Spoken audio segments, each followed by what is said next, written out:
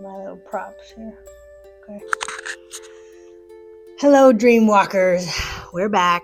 I want to tell you about why do we dream? But I was thinking about it, and I figured a better question for you is, why do you dream? That's the real question. Because yes, there are biological theories about why we dream, and they're very interesting. But the more useful thing to focus on is, why do you dream? Because you have the power to define why you dream. Some people don't want to remember their dreams, so dreaming doesn't play a part in their life. But others are intrigued by their dreams and they want to know more. And guess what you learn when you dive into your dreams? You learn about yourself. And that's what I'm here to talk about today, is your subconscious, your emotional landscape, right? There's a lot of feelings going on behind the scenes that you're not aware of during the day. And that's what your dreams are working with when they create a narrative overnight. So yeah, let's go into the biology really quickly to begin with. And then I'm going to share with you 3 dreams that I had a few months ago that retrospectively show me what the shape of my subconscious was at that time. All right, so the biological imperative is to keep safe the territory of the visual cortex. The visual cortex is not seeing nothing at night. Your eyes are shut. Your eyes are closed. There's no input coming in. So what happens is the rest of your sensory areas in your brain, they want to take over the real estate. They see it, I think it's after like an hour or so, don't quote me on that, but it's very quickly. It's surprising how quickly the rest of your brain wants to invade the visual cortex. It wants to use that space for hearing, for touch, for taste, for smell. It wants to basically make your brain useful, all of it. But we need our visual cortex when we wake up in the morning. So if it's gone, it's not so great. So what happens is the rest of your brain, or I guess it's like a part of your brain, whatever part of your brain it is, doesn't matter. A part of your brain shoots some chaotic stimulus into the visual cortex to give it input. It's random input. It's not based on reality, nothing in your actual surroundings. Okay? But our brains are meaning makers. Our visual cortex is specifically designed to create a scene out of input. So it creates a scene based on your daily life, based on your lived experiences, based on memories, feelings, your emotional landscape, whatever dilemmas you happen to be having a tug of war with at that point in your life. So a narrative gets woven. And then when you wake up, you briefly remember a little bit of it and you're like, that was really bizarre. But if you look into it, it makes a lot of sense. If you train your brain to remember those narratives and you write them down or you record them and then date them, put the little date on there every time you write them down, when you look back, you can see how those dreams reflected what was going on in your life at that time.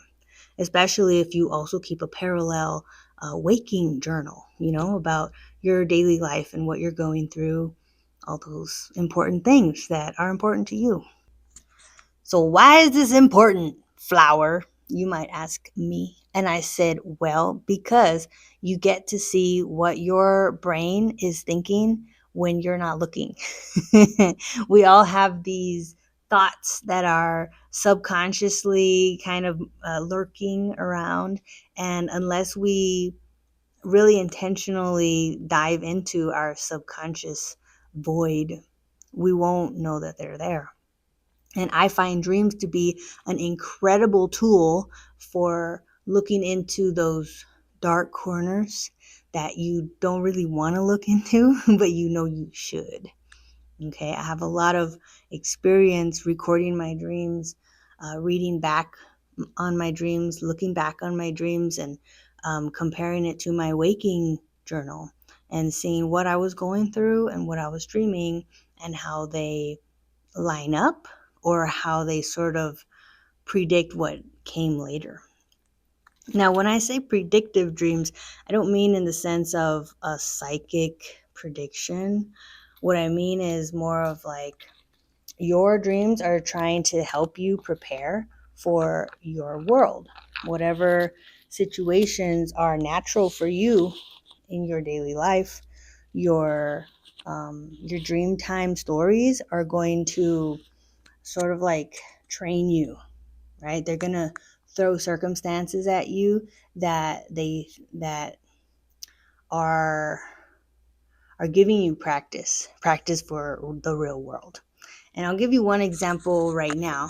It's a dream I had which seemed rather bizarre until I looked back at it a few months later and I realized that it was a dream about transformation.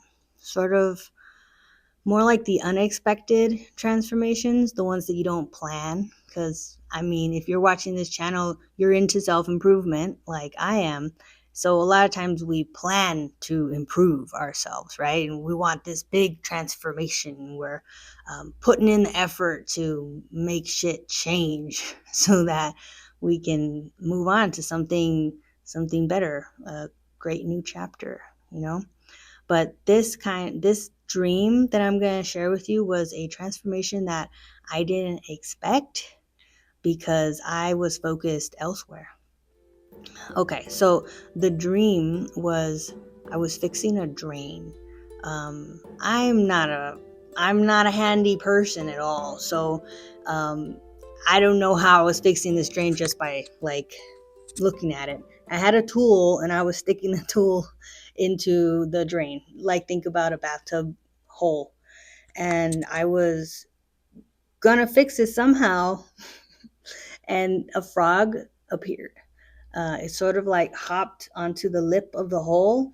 It was a cute little green frog. Nothing menacing, nothing weird.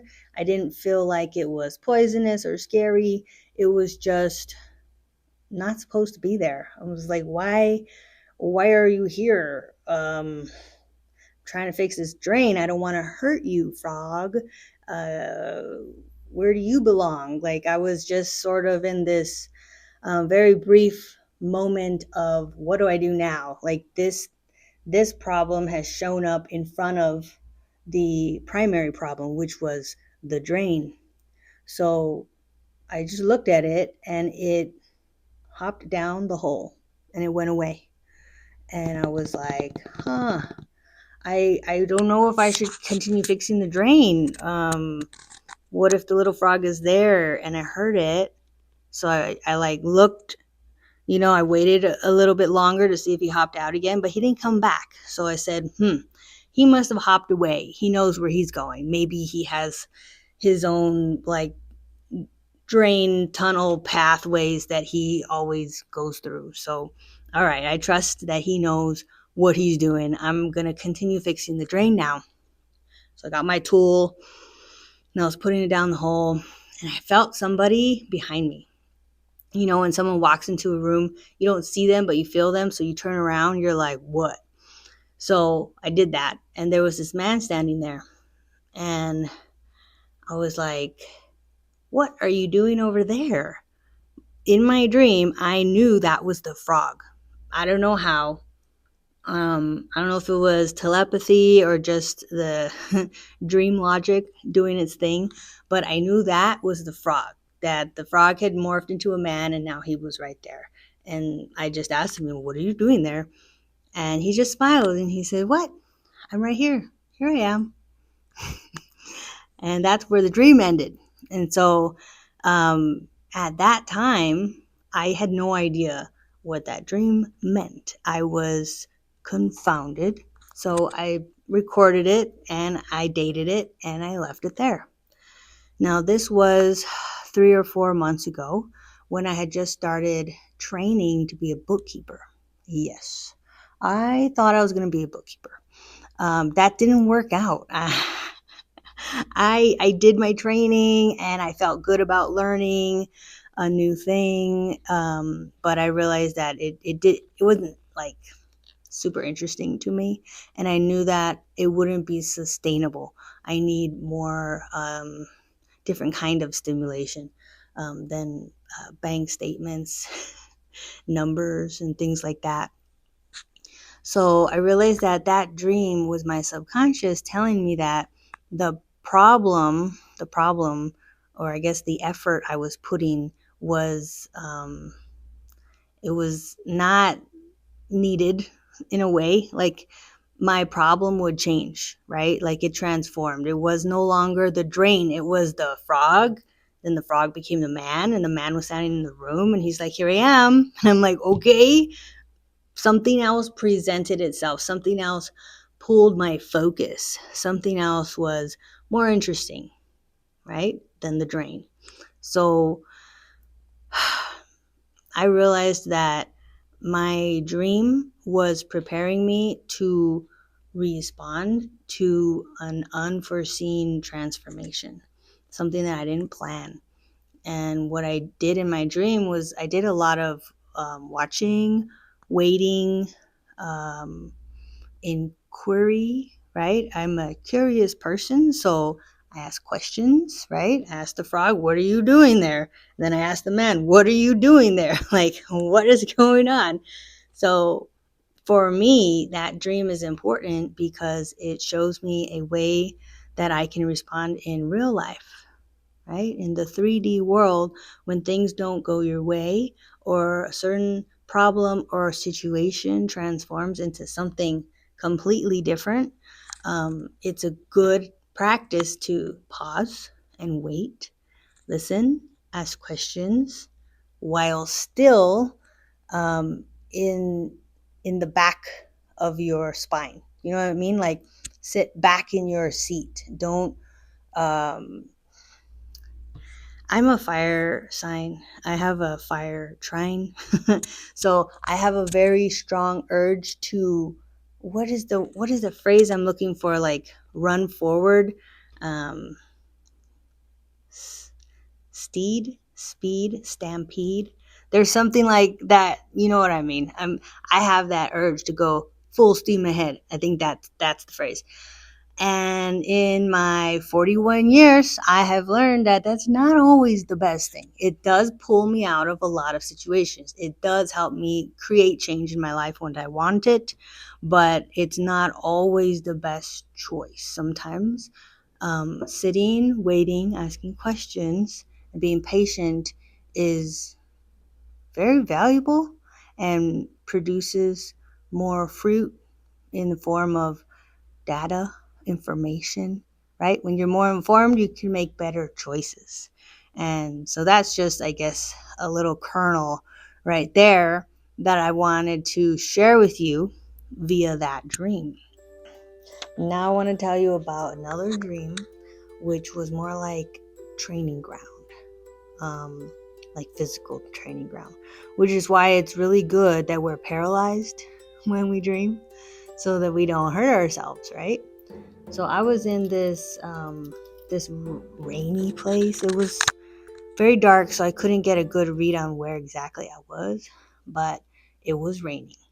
And I was sitting, and across from me were rats on the ground. It was kind of gravelly ground. Maybe I was at like in a parking lot or something, but I was worried that one of these rats was going to jump on me.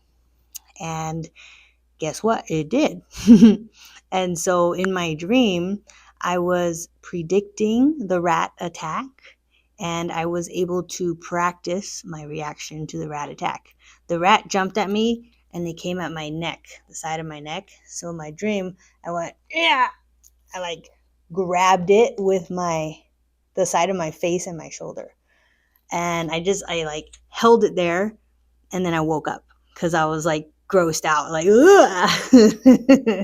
there was a rat so close to me, but it didn't bite me because I had caught it, right? That was the intention in my dream was to prevent the rat from actually biting my neck or reaching my neck. So I caught it between my shoulder and my face, which was gross but helpful. I felt like a ninja, like I didn't have to do any flips or cartwheels, but I was fast enough to catch the little animal, the little rodent. But that's an example of your dreams being predictive, right? Our brains are possibility machines, right? Sort of like, um, if you're chatting with ChatGPT and you're asking it about all these possibilities, it will scour the the known internet and all the information it has access to, and it will find all these different possibilities for you. And that's what your brain does at night. It finds all the different possibilities that could possibly affect you, like something that would be useful for you to reckon with in the evening in order to prepare you for that possibility becoming real in your waking life. With that information, you very well could program yourself to dream about those situations, circumstances, scenarios in which you would like to have more practice. For example, I've been a martial artist for most of my life, and I've had a lot of martial arts dreams, whether it was like a formal taekwondo sparring or it was a capoeira event and I was playing with people, or it was like straight up um, kicking the ass of someone who was robbing my house. Like all these dreams have been like training grounds. They've been prepping me for real life. And it's because I spend a lot of time doing martial arts in my real life. So if you want to practice something from your real life, just write about it. Write about it in your waking journal. Write about it in your dream journal. If you've seen my dream journal, I have a section where you can write a prayer. If you're into that, you can write to your ancestors, or you can make a pedido. My Spanish brain turned on. You can make a request to your subconscious mind. It's like literally writing a letter to yourself, to your subconscious mind. And you ask for what you would like to dream about, what you would like to prepare for, what kind of training do you want to do overnight, right? It is like maximizing your time and your potential because you're getting things done while you're sleeping. The body obeys the mind. I'm sure you've heard of some studies where Olympic athletes do this sort of meditation. They close their eyes and they envision themselves practicing their sport or practicing for whatever event or performance they are revving up for, right? And the practice that they do with their eyes closed without their limbs moving and all that, sort of sitting or laying down in a meditative state, that practice actually pays off. Like their performance improves. Sometimes the muscles even improve, right? It's interesting. It's very cool. The body fascinates me. I was a massage therapist for 20 years, you guys. So I have so much appreciation and fascination still for the human body and what it can do for us, what it does for us daily, how it accommodates our bad habits and our vices. And it recovers and it heals and it builds more muscle. Like we can do amazing things. Okay, but I digress. Let's go move on to more dreams.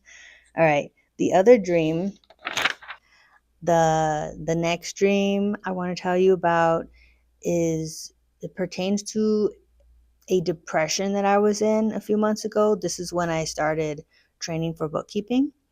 The reason I bring up my depression is because after like analyzing and understanding the chain of events and looking back at my dreams, I understood that the bookkeeping training was a way to pull me out.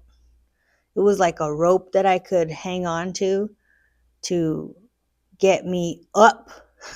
Maybe not in the direction that I needed to go, but in a direction. Do you know what I mean? As opposed to just spiraling down. So in this dream, I was actually climbing a wall made of repurposed things like cabinets and drawers.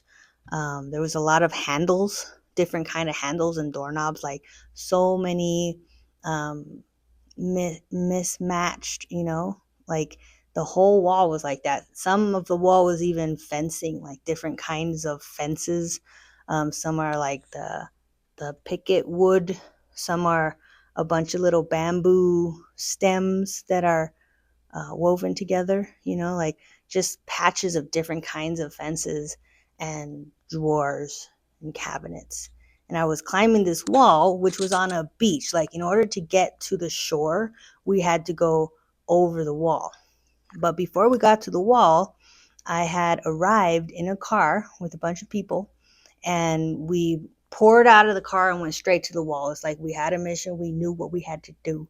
But before I got to the wall, I stopped in the parking lot and I dropped off my baggage, my luggage. It was a suitcase. It was pink, it was translucent, and it had sparkles, which is very me. That's very my style. And I don't know what was in it. I could just see things in it because it was translucent. But I had this luggage and I placed it right there in the middle of an empty parking lot. It was odd because why would I want to just leave my luggage there? What if somebody came to take it? And somebody did come to take it while I was up on the wall. Yeah, I was climbing that wall and I was trying to get to the top, but my keys were falling out of my pocket. And I had to reach down and grab my keys before they actually fell, while my other hand was like holding on to weird little handles, right? And my toes were trying to grab onto the ledge over here or that handle right there. And it was very wonky kind of climb. I was trying to keep track of my keys, which kept falling out of my pocket.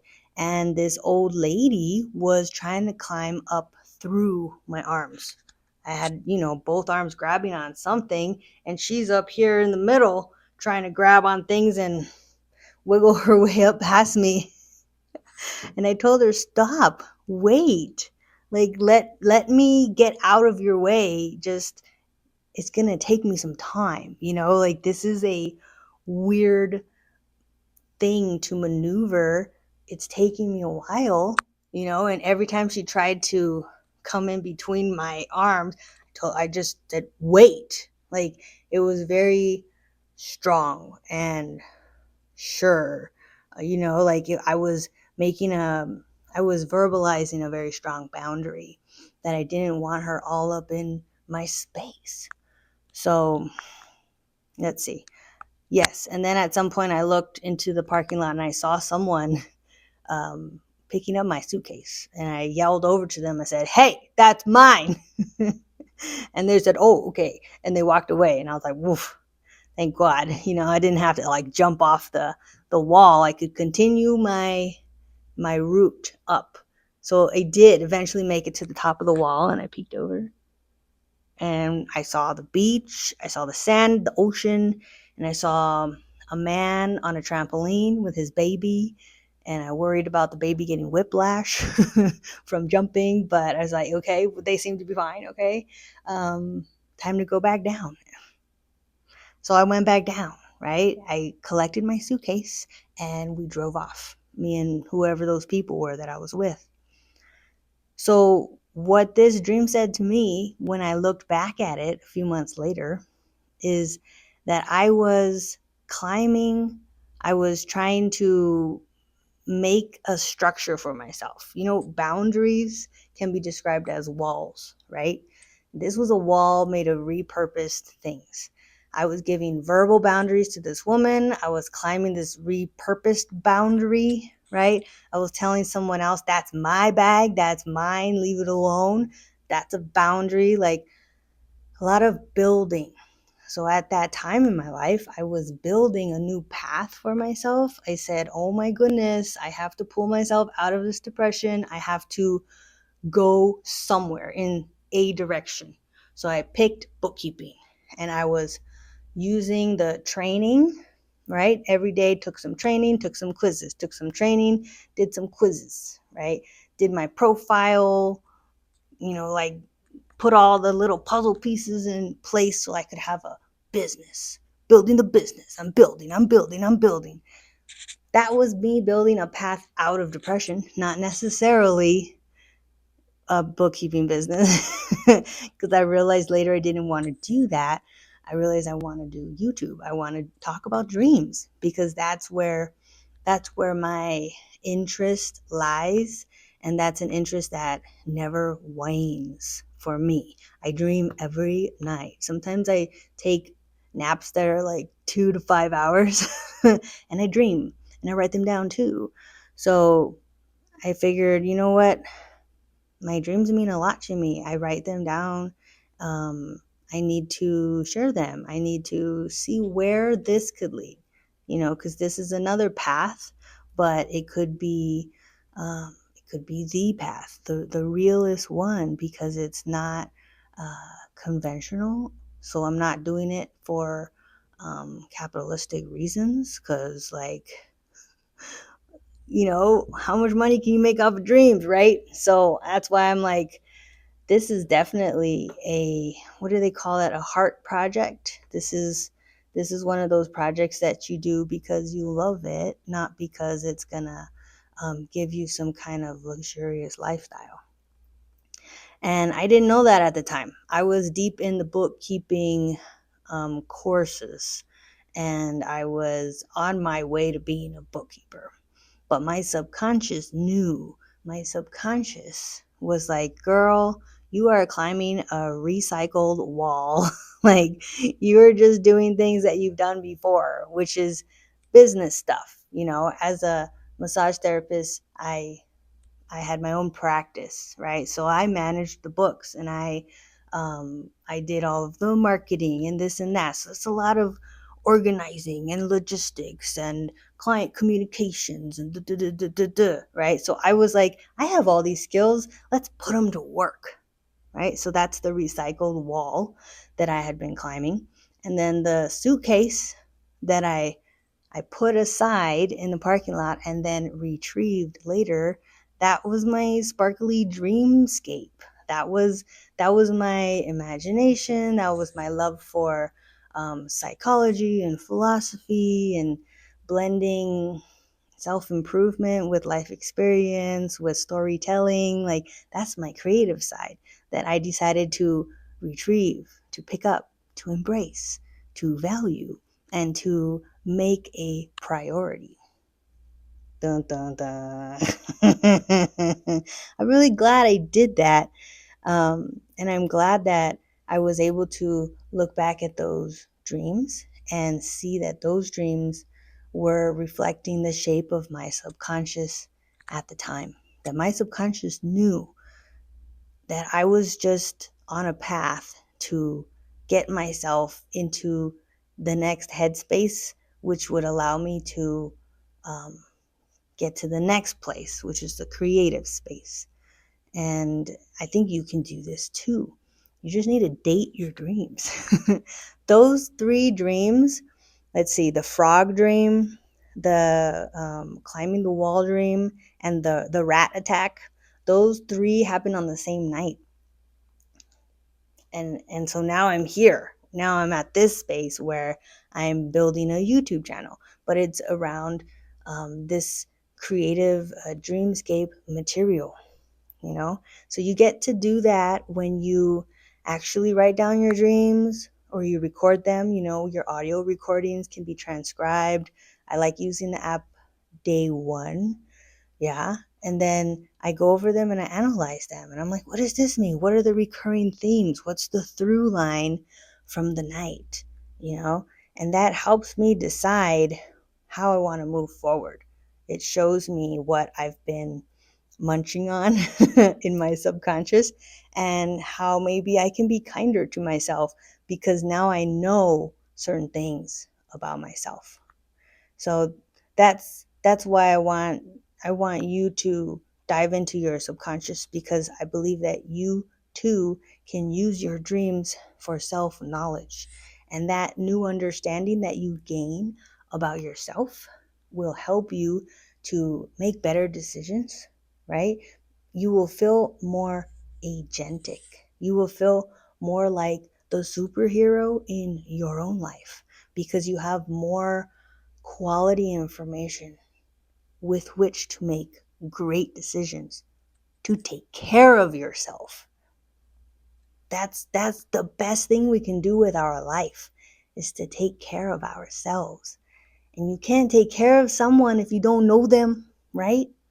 You have those romantic comedies where the love interest gives someone a very thoughtful gift, and it shows that they know you, right? You're like, oh, she got me cookies 'cause she knows I like cookies and she knows my favorite flavor. Ah, that's so thoughtful. Do that for yourself, you know yourself on a deeper level beyond cookies, of course, right? Like, when your tank is full and you can go out and socialize with people and not feel drained later. You know when your tank is half full and maybe you just need to have some hot cocoa at home and then maybe visit your neighbor's cat. Okay, of course I'm talking about myself. Who else am I going to talk about? But anyways, back to you. I'm going to give you some homework. I want you to record a dream and date it. Put a date on it.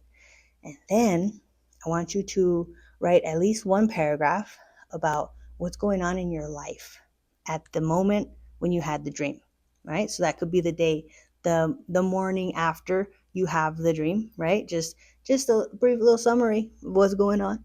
And then in your phone, put a little calendar reminder for 1 month from that date. And it says, look back at the dream from whatever the date is that you wrote the dream, so that you can practice looking back retrospectively at the shape of your subconscious. Ooh, that's exciting. And if you need help getting to sleep, I have some great guides on my website. All the links are below. We have guides on how to sleep, like great tips to get you to sleep, to create a better sleep environment. Because I think that's 80% of remembering your dreams is actually sleeping well. Because if you can shift into all of the sleep stages, then you're definitely going to hit a dream stage, right? So for me, the most paramount priority is sleeping well. So go grab my dream guide and watch more of my videos. I'll link one here too, which is about how to dream well, how to sleep well. And that will help you. That will support this channel too. So I would appreciate that. Thank you. Also, I wanted to emphasize that analyzing your dreams is a great tool, just like writing is a great tool, and talking with friends, talking with therapists, all of these tools that we use for munching through our thoughts. The dreaming works that way too. So it could be your reason why you dream. It is the reason why I dream, right? And we went over the biological reason why humans dream in general, but I find it more interesting to think about why each person individually dreams. So what is it for you? Maybe you can share below and let us know why you dream. What do you want to learn about yourself in your dreams? All right, Dreamwalkers, until next time, keep dreaming under the same stars, and I'll see you next time. Bye.